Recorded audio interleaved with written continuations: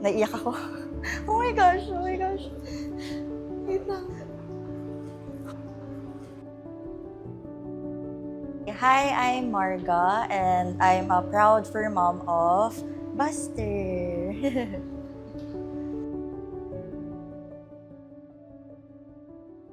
So, yung mom ko po, meron siyang friend na nanganak po yung mom na dog. So, binigyan po niya ng isa yung mom ko, which is si Buster.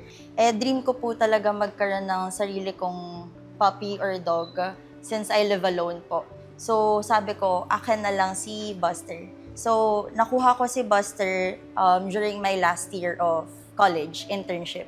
So, dun sa time po na yun, independent ako, and then si Buster din po, natuto siya maging independent dun sa place ko. Dun ko na-realize na mahirap din palang magka-dog nang wala kang kasama or help talaga.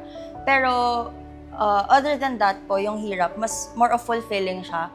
Kasi the fact lang na I get to go home to Buster since mag-isa nga po ako, at least there's someone na, or ayun po, may dog na inuwian po ako, tapos may nag-aantay din po sa akin. So parang I feel less lonely.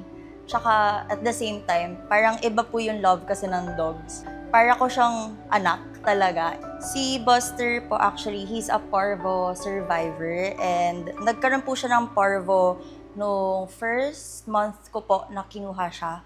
So since kaming dalawa lang po ng time na yun, and I had to go to school, medyo mahirap po kasi yung meds po niya, syempre may time po na kailangan niya inumin yon. So parang ginojuggle ko yung pag-alaga kay Buster and then pag-school po.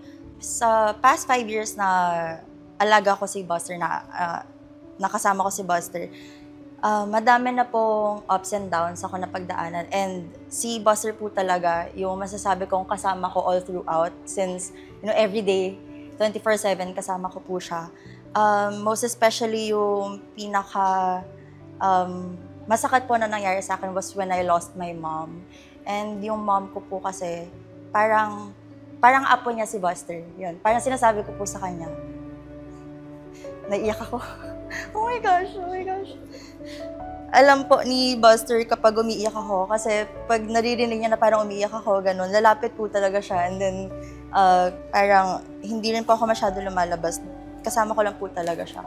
So parang, si Buster po talaga, sabi ko nga, kaya siguro hindi mo na siya kinuha nung nagka-parvo siya. Hinayaan siya mag-survive nung may parvo siya kasi alam ng universe, alam ni Lord na kailangan ko pa si Buster, and parang siya nga po yung angel ko.